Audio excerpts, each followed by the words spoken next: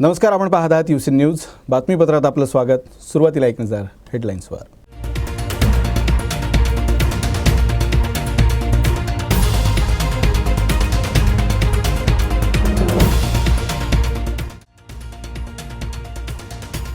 अंगणवाडी सेविकांचा आंदोलनाचा लढा आणखी तीव्र। सोमवारपासून अंगणवाडी सेविकांकडून बेमुदत साखळी उपोषण। आता माघार नाही, दिवसेंदिवस आंदोलन तीव्र करू सेविकांनी घेतला निर्धार।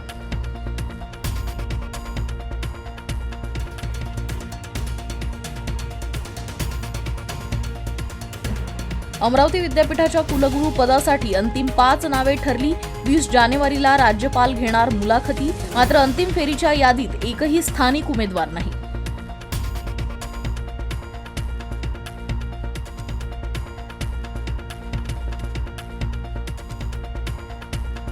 आणि अंबानगरीमधून अयोध्येला जाणार 500 किलो कुंकू। केसरी धर्मसभातर्फे घेण्यात आला पुढाकार। कौंडण्यपूर रुक्मिणी पीठाधीश्वर श्री राजराजेश्वर माऊली सरकार नेणार कुंकू।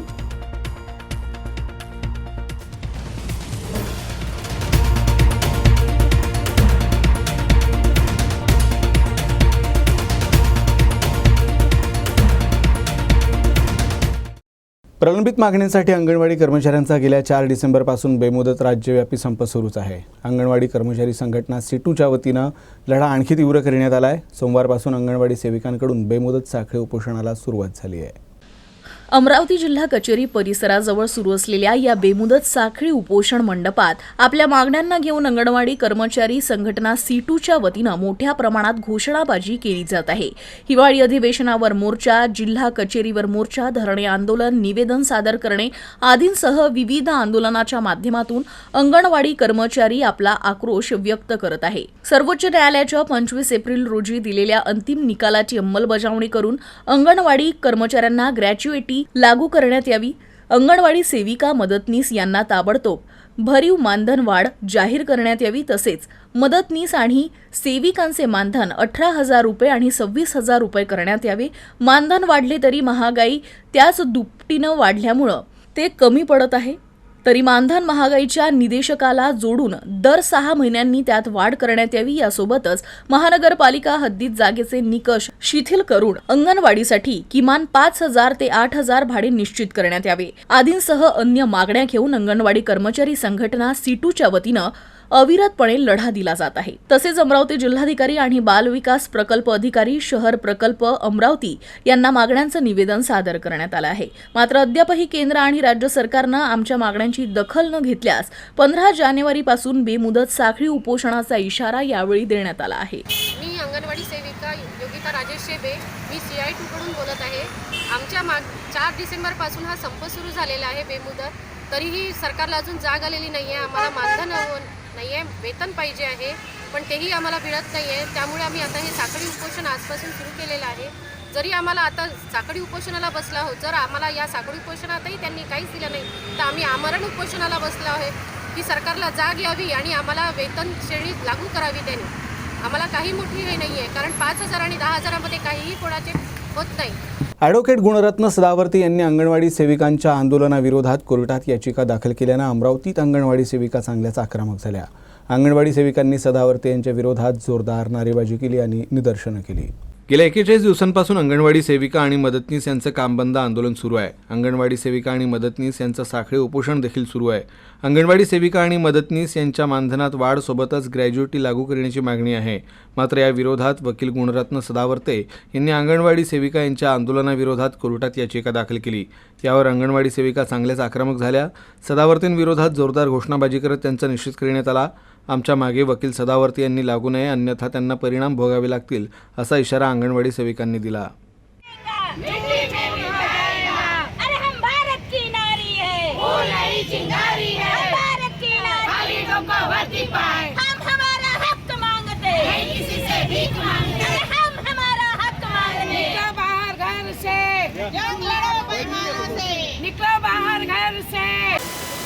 आमचं 41 दिवसापासून अंगणवाडी सेविका कर्मचाऱ्यांचा संघटनेचा मोर्चा चालू आहे। आज त्यांनी कालपासून इथं साखळी उपोषण सुरू आहे। गुणवंत सदावर्ते हा खूप बेमान व्यक्ती आहे. त्यांनी एस टी महामंडळाच्या विरोधात सुद्धा याचिका दाखल केली होती आणि आज तो आमच्या अंगणवाडी सेविका कर्मचारी यांच्या विरोधात जाऊन याचिका दाखल करत आहे. त्याचं या जगामध्ये कोणाही कर्मचाऱ्याच्या विरोधात तो याचिका दाखल करतो असा गुणवंत सदाफळेचं धिक्कार असो आणि आम्ही अंगणवाडी सेविका त्यांना श्राप देतो. त्यांना एवढं जर तो व्यक्ती व्यवस्थित असेल त्यांनी आमच्या समोरून आमचा सामना करावा. गुणवंत सदाफळेसारखा भ्रष्टाचारी व्यक्ती कोणीच नाही आहे. हिम्मत असेल त्यांनी अंगणवाडी सेविकेचा सामना करावा. उद्या बैठक आहे, सगळ्या सेविका मदतनीस तिथं मुंबईमध्ये हजर राहणार आहे. त्यांनी त्यांच्या सेविकेचा सामना करावा. पळ काढून तसं मागे हटून सुरा घोपसून आमच्या सेविकेवर अत्याचार करणं त्याने बंद करावा. तो एक नंबरचा भ्रष्टाचारी व्यक्ती आहे, पैसे खाऊ व्यक्ती आहे. एस टी महामंडळ कर्मचाऱ्यावर त्यांनी खूप अत्याचार केले आणि प्रत्येकांचे पैसे त्यांनी खाल्लेले आहे. आम्ही सेविका त्याच्या विरोधात लढणार आहे. त्यांनी आमच्या समोर यावं एवढीच मी त्याला विनंती करते. माझं अर्चना प्रभाकरराव मोरे, मी C2 संघटनेतर्फे लढत आहे. संत गाडगेबाबा अमरावती विद्यापीठाच्या 9व्या कुलगुरुपदासाठी शॉर्ट लिस्टनुसार 43 उमेदवारांपैकी अंतिम 5 नावे निश्चित करण्यात आली आहेत. या पात्र 5 उमेदवारांना राजभवनातून 20 जानेवारी रोजी होऊ घातलेल्या मुलाखतीसाठी ईमेल पाठवण्यात आला आहे अशी माहिती मिळाली आहे. यात मिलिंद बाराहाते नागपूर, AM महाजन नांदेड, रामचंद्र मंठाळकर नांदेड, AM महाजन जळगाव आणि राजेश गच्चे पुणे या 5 उमेदवारांचा समावेश आहे.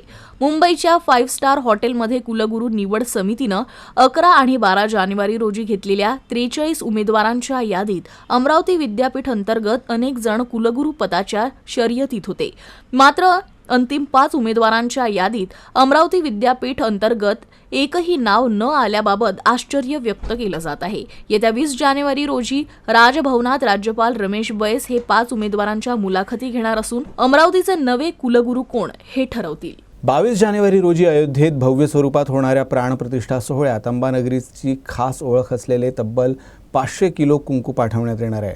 कौंडण्यपूर येथील रुक्मिणी पीठाचे पीठाधीश्वर श्रीराज राजेश्वर माऊली सरकार हे त्यांच्यासोबत प्रतिकात्मक कलशात कुंकू सोबत नेणार आहेत. प्रभू रामचंद्राची अयोध्येतील प्राणप्रतिष्ठा तब्बल 500 वर्षानंतर होत आहे. त्यामुळं अंबानगरीची खास ओळख असलेले 500 किलो कुंकू पाठवण्याचे ठरवण्यात आले आहे. कौंडण्यपूर येथून रुक्मिणी पीठाचे पीठाधीश्वर श्रीराजराजेश्वर माऊली सरकार हे त्यांच्यासोबत प्रतिकात्मक कलश कुंकू सोबत नेतील. उर्वरित कुंकू रुक्मिणी पीठाचे सेवक अयोध्येत पोहोचतील. श्रीराजराजेश्वर माऊली सरकार यांचा अभिवादन सोहळा आगामी 17 जानेवारीला सायंकाळी 5 वाजता राजकमल चौकात आयोजित करण्यात आला आहे. या सोहळ्याच्या 1 दिवसाआधी कुंकू गोळा केले जाणार आहे. या कुंकुवातील कलशभर कुंकू माऊली सरकारच्या स्वाधीन केलं जाणार आहे. चव्हाण साहेबांनी सांगितलं की आपल्या इथले जगद्गुरू आम्हा सगळ्यांची गुरुमाऊली 22 तारखेला अयोध्येला प्राणप्रतिष्ठेच्या कार्यक्रमामध्ये प्रमुख अतिथी म्हणून निमंत्रित आहे. अमरावती म्हणजे प्रभू श्री रामचंद्रांचे जे पिताश्री आहे राजा दशरथ त्यांचा आजोळ म्हणजे विदर्भ अमरावती. प्रभू रामचंद्रजी चे वडील दशरथचे पिताश्री अज आणि अजची जी पत्नी होती ती विदर्भ कन्या होती आणि म्हणून राजा दशरथचा हा आजोळ आहे. या आजोळमधनं नातवाचा गृहप्रवेश होत असल्यामुळे काही ना काही आपल्या अमरावतीतनं काही ना काही फुलाची पाकळी म्हणून आपण तिथे पाठवलं पाहिजे. म्हणून आपल्या विदर्भातलं कुंकू प्रसिद्ध आहे.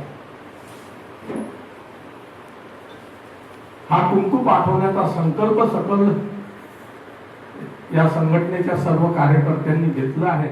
अमरावतीतील श्री सहकारी गृहनिर्माण संस्थेतील एका भूखंडाचं प्रकरण न्यायप्रविष्ट होतं. यावर न्यायालयानं बांधकामासंदर्भात स्थगिती आदेश रद्द केला तरी देखील मनपा प्रशासनानं अहवाल सादर केला नाही. तर मनपा प्रशासन उच्च न्यायालयाच्या आदेशाची अवमानना करत आहे असाही आरोप केला जातोय. श्री सहकारी गृहनिर्माण संस्था इथं मुकुंद बर्गी यांच्या भूखंड क्रमांक 13 मधील सीट क्रमांक 31 वर मनपा प्रशासनानं 30 ऑक्टोबर रोजी इमारत बांधकाम आरंभ करण्यासंदर्भात प्रमाणपत्र दिलं. सहाय्यक संचालक नगर रचना विभागाच्या वतीनं बांधकाम परवानगी सुद्धा घेण्यात आली. विशेष म्हणजे या बांधकामासंदर्भात सर्व कागदपत्रांची पूर्तता मनपा प्रशासनाला करण्यात आली. असे असताना तथाकथित भाजप महिला मोर्चा प्रदेश उपाध्यक्ष असल्याचा बनाव करत शिल्पा पाचघरे यांनी मुख्यमंत्र्यांच्या नावे 7 नोव्हेंबर रोजी पाठवलेलं पत्र मनपा प्रशासनाला दिलं.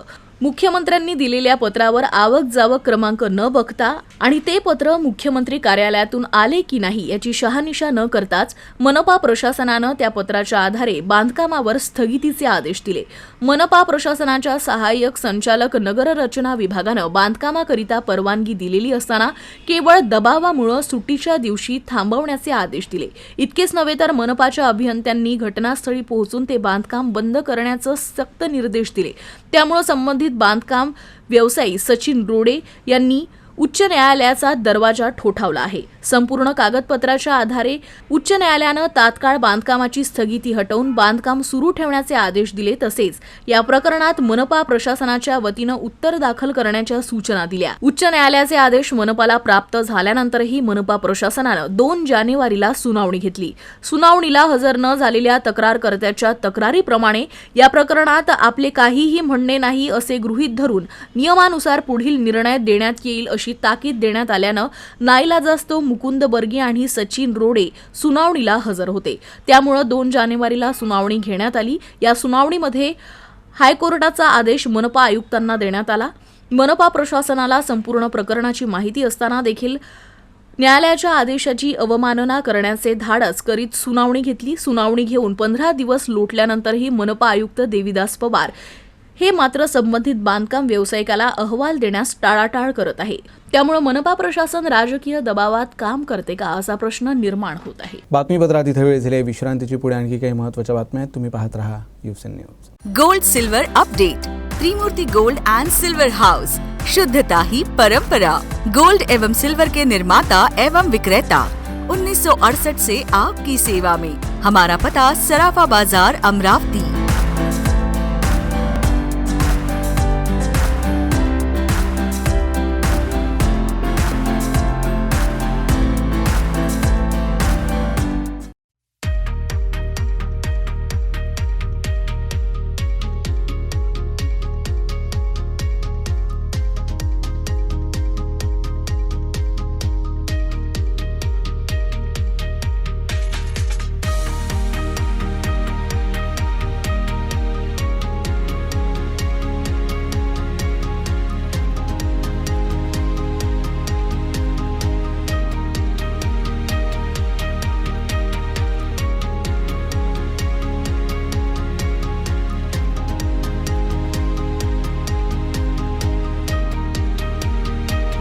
पाहूयात पुढची बातमी. अमरावती प्रादेशिक परिवहन कार्यालयातर्फे रस्ता सुरक्षा अभियानाला सुरुवात झाली आहे. या अभियानाअंतर्गत वाहन आणि वाहन चालकांची तपासणी होणार आहे. सोबतच वाहन चालकांचं मार्गदर्शनही करण्यात येणार आहे. राज्यात 15 जानेवारी ते 14 फेब्रुवारी दरम्यान रस्ते सुरक्षा अभियान राबवलं जात आहे. या अभियानाअंतर्गत वाहन आणि वाहन चालकांची तपासणी करण्यात येणार असून रस्ते सुरक्षेसंदर्भात मार्गदर्शनही करण्यात येणार आहे. याच शृंखलेत अमरावती प्रादेशिक परिवहन कार्यालयात रस्ता सुरक्षा अभियानाचा उद्घाटन सोहळा थाटात पार पडला. अपर जिल्हाधिकारी डॉक्टर सूरज वाघमारे यांच्या प्रमुख उपस्थितीत पार पडलेल्या कार्यक्रमाला प्रादेशिक परिवहन विभागाचे अधिकारी आणि इतर विभागांचे अधिकारी उपस्थित होते. याप्रसंगी रस्ता सुरक्षा बॅनर्स, माहितीपत्रक, भित्तीपत्रके, दिशादर्शक चिन्हे, गतिरोधक चिन्हे, वळण रस्ता आदी चिन्हांची माहिती दर्शवणाऱ्या माहितीपत्रकांचं मान्यवरांच्या हस्ते प्रकाशन करण्यात आलं. या दरम्यान राज्य परिवहन महामंडळाच्या सुरक्षित प्रवासी वाहतूक देणाऱ्या अमरावतीतील कर्मचाऱ्यांचा सत्कार करण्यात आला. या अभियानात रस्ते सुरक्षा विषयक विविध माहितीपर आणि जनजागृतीपर उपक्रम राबवण्यात येणार आहे. दरवर्षी साधारणपणे भारतामध्ये 1.5 लाख अपघाती मृत्यू होतात. राज्याचा विचार केला तर 15,000 आहेत आणि आपल्या अमरावती जिल्ह्याचा जर विचार केला तर पोलीस आयुक्त कार्यालयाचं जे कार्यक्षेत्र आहे त्याच्यामध्ये 2022मध्ये 98 अपघाती मृत्यू झालेले होते आणि 2023मध्ये 78 झालेले आहेत. म्हणजे ही जी घट आहे 20% घट आहे. सुप्रीम कोर्टाने 10% घट झाली पाहिजे दरवर्षी असे निर्देश दिलेले आहेत. तर त्यासाठी यावर्षी पोलीस आयुक्त कार्यालयाच्या कार्यक्षेत्रात निश्चितपणे एक चांगली कामगिरी झाली आहे. कळत नकळत झालेली असेल पण चांगली कामगिरी झालेली आहे असं म्हणावंच लागेल. परंतु ग्रामीण क्षेत्र जे आहे अमरावतीचं त्यामध्ये आपल्याला बरंचसं अजून यश संपादन करायचं आहे. अपघाती मृत्यू कमी करायचा आहे. अमरावती ग्रामीणमध्ये सन 2022मध्ये 367 अपघाती मृत्यू झाले होते आणि 2023मध्ये 259 झालेले आहेत. म्हणजे फक्त 8 कमी आहेत. टक्केवारीत विचार केला तर 2% आपण कमी मृत्यू होऊ शकलेले आहेत. तर या वर्षी आपण निश्चितच आपण प्रयत्न करून 2024 जे वर्ष आहे या वर्षी आपण त्याच्यामध्ये मोठी कामगिरी करू. अमरावती जिल्ह्यातील तिवसा महसूल प्रशासनाविरोधात प्रहार पक्षातर्फे अमरावती जिल्हाधिकारी कार्यालय परिसरात दशक्रिया आंदोलन करण्यात आलं. अवकाळी पावसामुळे तिवसा तालुक्यातील शेतकऱ्यांचं नुकसान झाल्याने शेतकऱ्यांच्या आत्महत्या वाढत आहेत असा आरोप यावेळी प्रहारकडून करण्यात आला. 23 नोव्हेंबरला तिवसा तालुक्यात नव्हे संपूर्ण महाराष्ट्रात जोरदार पाऊस आणि गारपीट झाली. तब्बल 5 ते 6 दिवस या अवकाळी पावसानं हाती आलेलं पीक पूर्णतः नष्ट झालं. तिवसा तालुक्यात देखील अवकाळी पावसाचा फटका बसला. हा प्रकार संपूर्ण तिवसा तालुक्यात घडला. लोकांची ओरड होऊन देखील तिवसा महसूल विभागानं सर्वेक्षणाचे आदेश दिलेच नाहीत. त्यामुळे अवकाळी पावसामुळे झालेल्या पिकांच्या नुकसानीचं सर्वेक्षण होऊ शकलं नाही. त्यामुळे तिवसा तालुका अवकाळी पावसाच्या नुकसानीच्या पात्रता यादीत समाविष्टच होऊ शकला नाही. याचा परिणाम शेतकऱ्यांच्या मानसिकतेवर दिसून येत आहे.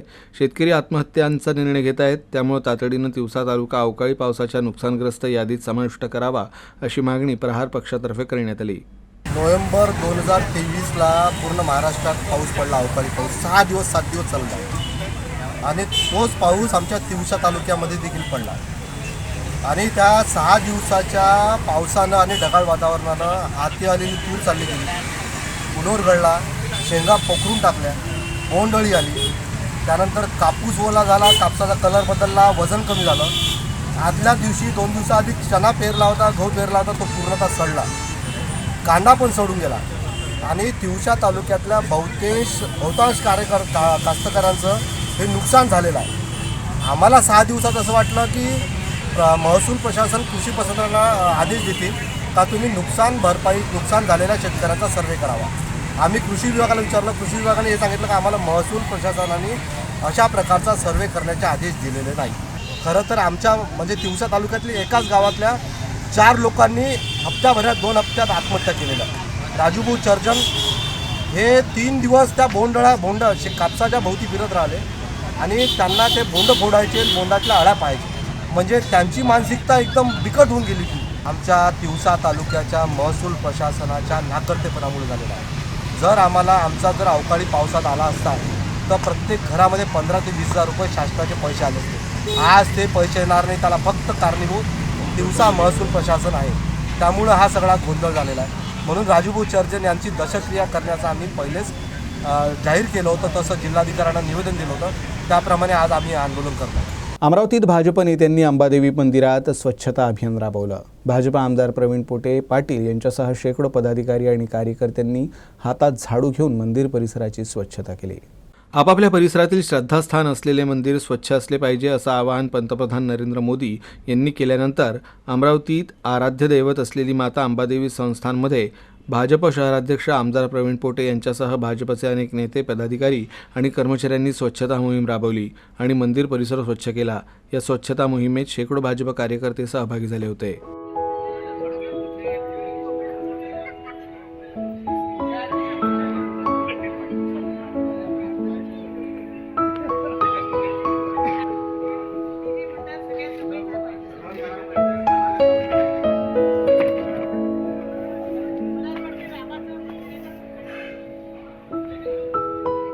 अमरावती शहरातील भीमटेकडी परिसरात कचऱ्याचं साम्राज्य पसरलं आहे. हा परिसर स्वच्छ करण्यात यावा अशी मागणी परिसरातील नागरिकांनी केली आहे. भीमटेकडी परिसरातील बेनोडा मार्गाची दुरावस्था झाली आहे. या मार्गावर मोठमोठाले खड्डे पडले आहेत.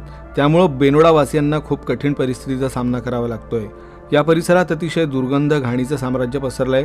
येथील दुर्गंधीसुद्धा येते आहे. त्याचप्रमाणे डास खूप प्रमाणात वाढले आहे. त्यामुळे विद्यार्थी आणि परिसरातील नागरिकांच्या आरोग्याचा प्रश्न निर्माण झाला आहे.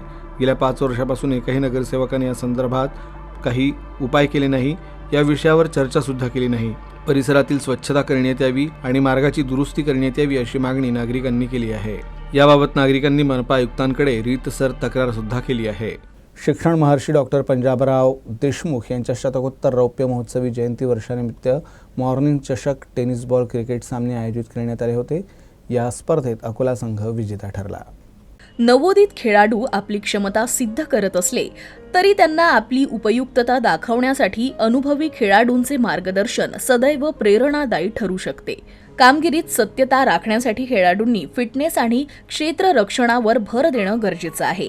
क्रीडा स्पर्धेत यश मिळवणाऱ्या आणि सहभागी झालेल्या खेळाडूंचा अभिमान वाटतो. त्यांच्या कामगिरीनं राज्याचा गौरव उंचावला जातो. भविष्यात या कामगिरीत निश्चितच प्रगती होईल अशी आशा व्यक्त करीत या सामन्यांमध्ये सहभागी सर्व खेळाडूंचे आमदार सुलभा संजय खोडके यांनी अभिनंदन केलं. मॉर्निंग चषक 2023-24 भव्य टेनिस बॉल क्रिकेट सामना बक्षीस वितरण समारंभात त्यांनी उपस्थितांना संबोधित केलं. 14 जानेवारी 2024 रोजी शिक्षण महर्षी डॉक्टर पंजाबराव उपाख्य भाऊसाहेब देशमुख यांच्या शतकोत्तर रौप्य महोत्सव जयंती वर्षानिमित्त श्री शिवाजी शिक्षण संस्था कर्मचारी व मॉर्निंग क्रिकेट क्लब यांच्या संयुक्त विद्यमानं स्वर्गीय वाम उपाख्य दादासाहेब काळमेघ आणि स्वर्गीय प्रशांत उर्फ गोटू भाऊ चांदूरकर स्मृतीप्रित्यर्थ मॉर्निंग चषक 2023-24 भव्य टेनिस बॉल क्रिकेट सामन्याचं आयोजन करण्यात आलं होतं. यावेळी बक्षीस समारंभ देखील पार पडला. यावेळी व्यासपीठावर श्री शिवाजी शिक्षण संस्थेचे सदस्य हेमंत काळमेघ, मातोश्री विमला देशमुख, महाविद्यालय प्राचार्य डॉक्टर स्मिता देशमुख, शारीरिक शिक्षण विभागाचे संचालक प्राध्यापक विलास ठाकरे, बालरोग तज्ज्ञ डॉक्टर भूपेश भोंडे, मनोज चांदूरकर, डॉक्टर अक्षय ढेवले आदींची उपस्थिती होती. शेवटी पुन्हा एकदा ठळक घडामोडी.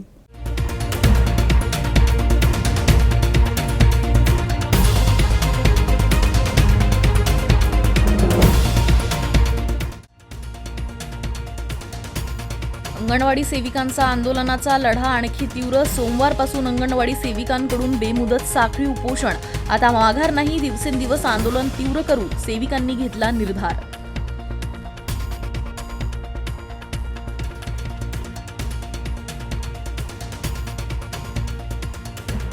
अमरावती विद्यापीठाच्या कुलगुरू पदासाठी अंतिम 5 नावे ठरली. 20 जानेवारीला राज्यपाल घेणार मुलाखती. मात्र अंतिम फेरीच्या यादीत एकही स्थानिक उमेदवार नाही.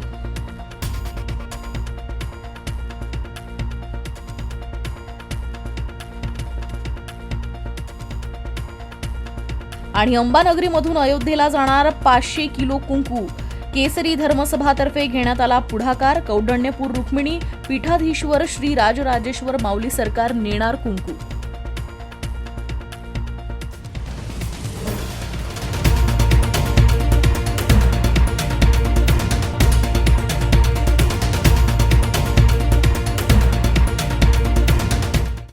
अमरावती बुलेटिनमध्ये बस इतकंच. नमस्कार.